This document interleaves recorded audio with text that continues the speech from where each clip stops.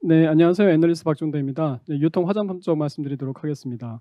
오늘 확진자 수가 300명을 넘었어요. 굉장히 오랜만에 이제 300명을 넘었는데, 사실 저희가 내년도를 바라보는 시각은 기본적인 가정이 깔려 있는 게 1단계를 유지를 하면서 뭐 100명 내외에서 확진자가 이제 이어진다는 이제 그런 가정 하에서인데, 이렇게 뭐 300명, 400명, 뭐 유럽처럼 그렇게 재봉쇄를 간다 이렇게 되면 상당히 이야기가 달라질 수 있기 때문에 그런 건 좀 감안을 하시면서 들어주시면 감사하겠습니다. 2020년을 돌이켜 보게 되면 소매 판매가 생각보다 나쁘지가 않았습니다. 이건 두 가지 이유를 꼽을 수가 있는데, 일단 첫 번째는 정부의 재정 정책이 굉장히 컸죠. 1차에 한 14조 가까이, 2차에도 7조 원 이렇게 지출을 하게 되면서 20조 원을 쏟아부었고, 그리고 이제 두 번째는 해외여행 수요의 국내 이전이 있었습니다. 우리나라가 만성적인 여행 수지 적자 국가예요. 그래서 해외여행 지급액이 뭐 연간 30조 원 정도가 되는데, 지금 4월 달 이후에 해외여행 지급액이 75% 이렇게 감소를 하고 있는 상황이고, 이제 그게 다 어디로 갔겠어요? 저축은 하지 않았거든요. 이제 그러다 보니까는 국내 특히 내구재 소비로 많이 이전이 된 것 같습니다. 네, 그러다 보니까는 최근에 가구가 굉장히 잘 팔리고 있고, 가구에서도 가장 고가라고 인식되고 있는 소파가 뭐 40%, 50% 증가를 하고 있습니다. 소파 판매가. 그리고 TV, 냉장고, 뭐 세탁기 뭐 이런 것들을 대거 교체하면서 뭐 홈쇼핑이나 백화점 그리고 롯데 하이마트 같은 가전 양판 업체들의 실적이 상당히 좋은 상황입니다. 네, 그런 것들이 2분기 정도부터 시작을 했습니다. 그리고 3분기에 이제 좀 절정에 다다랐고, 그래서 이런 기저 효과는 아마 내년도 1분기 정도까지는 상당히 이어질 수 있지 않을까 생각이 됩니다. 사실 1분기는 2, 3월 달에 소비가 엄청나게 안 좋았습니다. 4월 달까지도 그때는 뭐 다 패닉이었기 때문에 공포였고, 그래서 소비가 상당히 안 좋았고, 그래서 아마도 내년도 상반기까지는 이런 가전 내구재 교체 수요가 상당히 이어지지 않을까라고 생각이 돼요. 이제 걱정이 되는 거는 내년도 하반기입니다.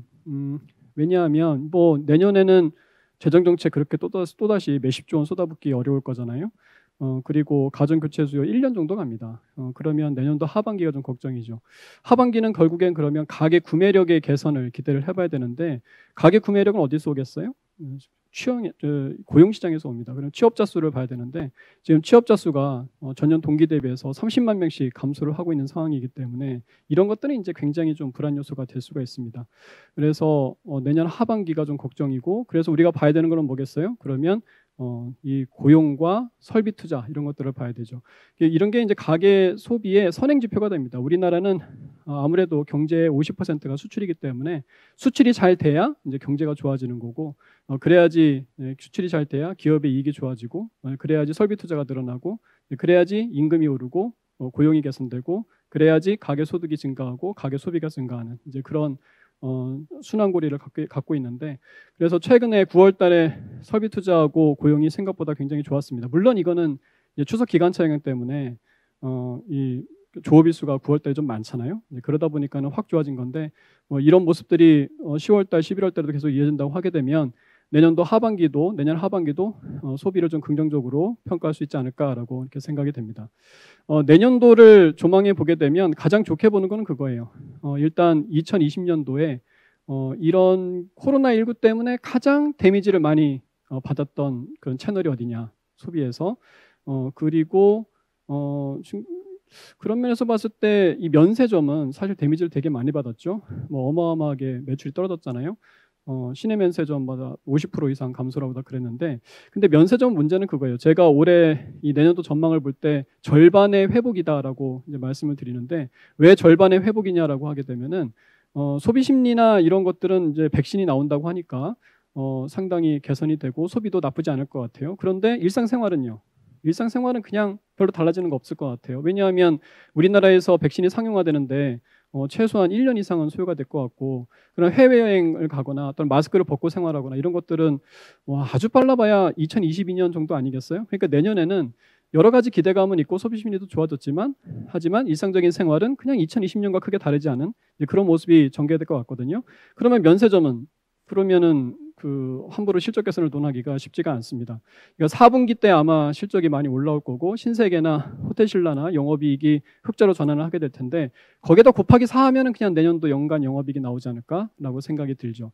예, 그래서 그러면 밸류에이션이 되게 높아요. 밸류에이션이 되게 높아요. 그러면 25모멘텀만 가지고 주가가 계속 그렇게 올라갈 수가 있느냐라는 생각이 들면 조금 퀘스천 마크가 찍히죠. 그래서 호텔신라와 같은 면세점 업체를 자신 있게 사자고 말씀드리기는 좀 어려운 상황입니다.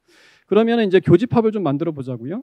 코로나19의 데미지가 가장 컸던 채널 가운데서 실적 개선도 좀 나타나고 있고 실적 개선의 가능성이 좀 높은 그런 채널이 어딜까라고 생각을 해보게 되면 백화점하고 편의점이 꼽습니다.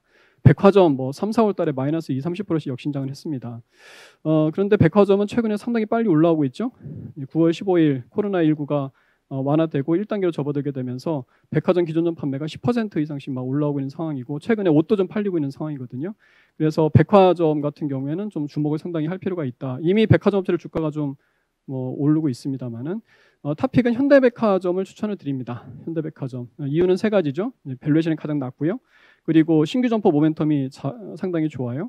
현대백화점이 올해 운이 좀 좋습니다. 왜냐하면 야외 쇼핑에 대한 수요가 증가를 하고 있는 가운데서 대전 프리미엄 아웃렛을 지난 6월에 열어서 지금 굉장히 실적이 좋습니다.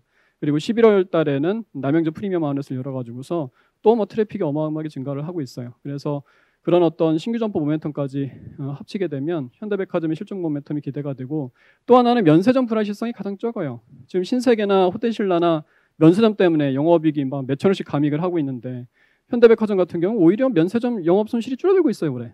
왜냐하면 동대문점 오픈하고 소스 능력 좋아지게 되면서 판관비를 덜 써도 매출이 올라오는 그런 상황이 있기 때문에 그래서 현대백화점을 탑픽으로 말씀을 드리는데 그런데 신세계나 롯데쇼핑도 나쁘지 않을 것 같아요. 이 세 개 회사가 주가가 다르게 간 적은 별로 없거든요. 특히 신세계 같은 경우에는 이 호텔이라든지 면세점이 조금만 실적이 받쳐준다라고 하게 되면 밸류에이션이 확 낮아지게 되면서 주가가 튈 수가 있습니다. 그래서 굳이 신세계나 롯데쇼핑을 가지고 계시다면 현대백화점으로 스위칭할 필요는 없다라고 생각이 되고요. 그리고 편의점 업체들은 올해는 좀 아니에요. 편의점은 백화점처럼 그렇게 빨리 올라오고 있지는 못해요.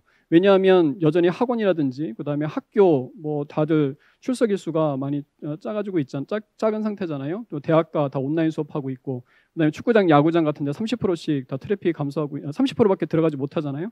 그런 상황이다 보니까는 동일점 성장률이 여전히 마이너스 2% 정도에서 헤어나오지 못하고 있는 상황입니다. 그래서 올해 2020년도에 이 편의점 업체들이 성장하는 게 한 3%, 4% 정도 되는데 그거는 점포 수가 많이 증가를 했기 때문인 거고요. 한 5% 정도 포인트 성장률을 제고시키고 있습니다.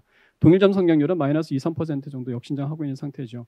그래서 빨리 올라오진 못합니다만은 내년도의 실적은 상당히 좋지 않겠느냐. 특히 지금 가맹점주들의 수요가 탑2 그러니까 BGF하고 GS 리테일로 집중이 되고 있는 상황이에요. 이게 경기가 안 좋다 보니까 가맹점주들에게 좀 더 케어를 잘 해줄 수 있고 안정적인 그런 탑2로도 몰리는 것 같습니다. 그래서 BGF 리테일이나 GS 리테일이나 다 250개, 200개씩 QOQ로 계속 가맹점이 늘어나고 있는 상황이거든요.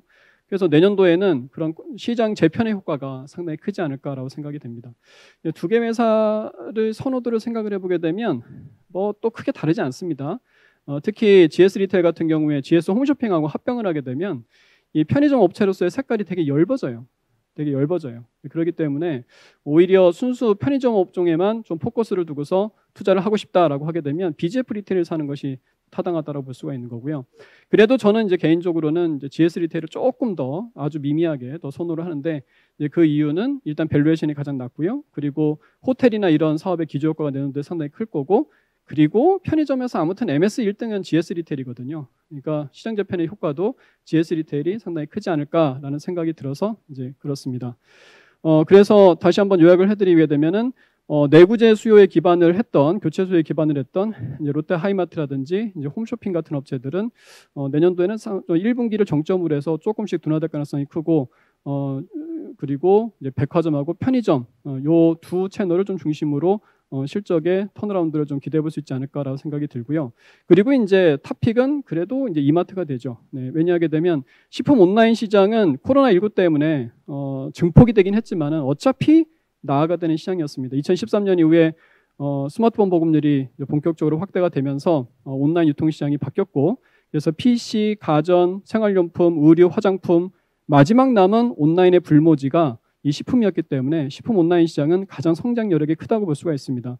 지금 2020년엔 거의 50% 이상 성장할 것 같아요. 하지만 그렇다고 해서 내년도에 뭐 둔화되는 것이 아니고 둔화되더라도 한 27% 정도 성장을 보고 있습니다. 여기에서 이마트가 패권을 장악을 해나가고 있죠.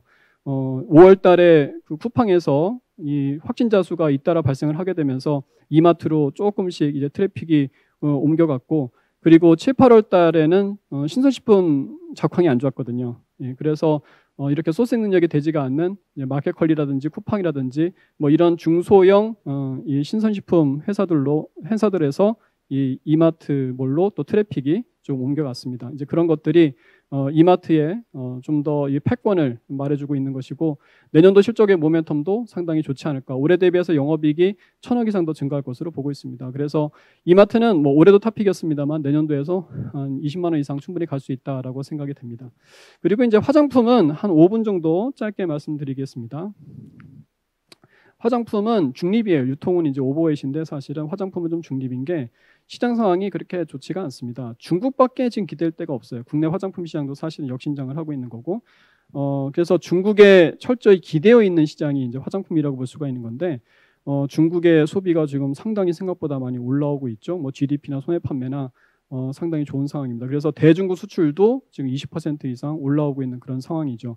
그런데 이 수혜가 모든 그 상장돼 있는 또는 중소형 이런 브랜드 업체들까지 다 갈 것 같지가 않습니다. 지금 우려되는 게 뭐냐고 하게 되면 결국엔 경쟁이 심하죠. 중국의 화장품 시장은 이제 세 가지로 요약이 돼요. 첫 번째는 럭셔리 브랜드의 확대, 이건 글로벌 럭셔리 브랜드 확대입니다. 그래서 수입 비중이 굉장히 많이 상승을 하고 있죠. 내년도에는 거의 40% 넘어갈 것 같아요. 중국 화장품 시장에서 이 럭셔리 브랜드의 확대가 되게 중요하고, 그다음에 두 번째로 이제 로컬 브랜드의 약진, 이건 중저가입니다. 중저가 시장은 로컬 브랜드들의 약진이 아주 굉장히 진행이 되고 있기 때문에 우리나라 로컬 브랜드 비롯해서 뭐 글로벌도 마찬가지입니다. 중저가는 글로벌 브랜드나 한국 화장품들이나 다 지금 힘든 상황이에요. 에뛰드하우스, 뭐 이니스프리, 더페이샵 다 좋지 않죠. 그리고 세 번째가 이 온라인 벤처 시대에 경쟁이 심합니다. 지금 뭐 로컬 브랜드 내에서도 굉장히 심합니다.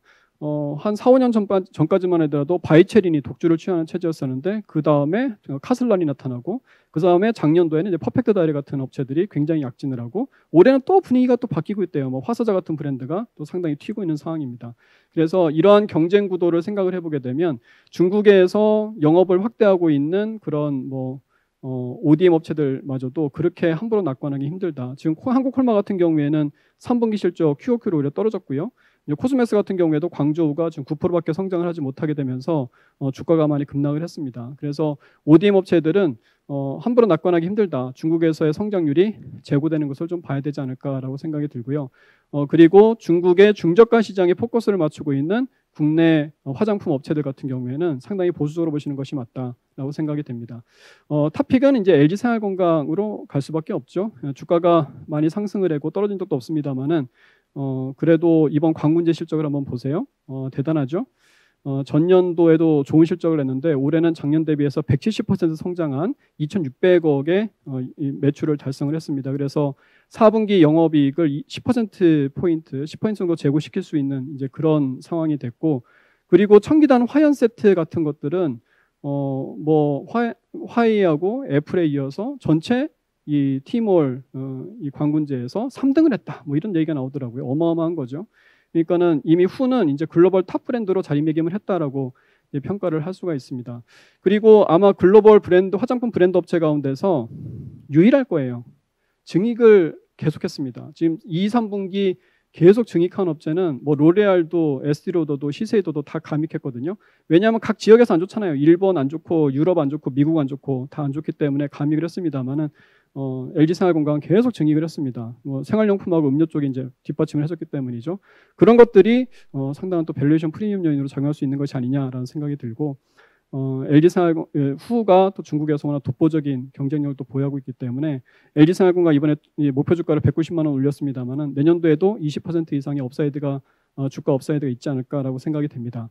그리고 아모레 퍼시픽 같은 경우에는 주가가 저렇게 많이 떨어져 있기 때문에 투자자 입장에서는 사실 LG생활건강보다 아모레퍼스픽이 더 관심이 많은데 이번 3분기 실적에서 좀 위로를 받았죠. 네, 설화수가 중국에서 20% 정도 성장을 했습니다. 사실 뭐 대단한 건 아니에요. 왜냐하면 글로벌 브랜드 업체들은 다 30% 이상 성장했거든요. 그리고 면세점에서 매출이 플랫까지 올라왔고 이제 LG생활건강이 그 두 가지 실적을 달성을 했는데 엄청나게 대단한 거다라고 생각했습니다만은 에스티로더나 로레알이나 다 비슷했습니다. 그러니까 글로벌 브랜드들은 다 그 정도 실적하는 거예요. 다 그 정도 실적하는 겁니다. 그래서 저 밸류에이션도 그렇게 높고 주가도 많이 높은 상황인 거고 아모레퍼스픽은 설화수가 그래도 20%라도 성장을 해줬으니 그래도 투자자들의 입장에서는 위안이 되는 거고 광군제도 좀 선전을 했어요. 매출 규모는 뭐 후에 훨씬 못 미칩니다만은 그래도 전년 동기에 대비해서 150% 이상 성장을 해줬고 럭셔리 브랜드 가운데서 탑5 안에 들었고 이제 그런 것들은 상당히 투자자들에게 위안이 되고 주가의 모멘텀으로 작용을 할 수가 있습니다. 후하고 설화수를 직접 비교하는 건 이제 별로 의미가 없는 것 같아요. 이미 너무 이제 후가 저 천상계로 가버려 가지고서 그러니까 뭐 경기도에서 100m 1등하는 선수하고 전 세계에서 1등하는 선수하고 직접 비교하는 게 무슨 의미가 있겠어요, 그죠? 설화수도 잘 하고 있는 겁니다. 4분기에 면세점만 마이너스 20% 언더로 좀 그 회복을 해준다라고 하게 되면 그러면 아모레퍼스픽의 주가도 좀 모멘텀을 받지 않을까라고 생각이 됩니다. 이상으로 마치겠습니다. 감사합니다.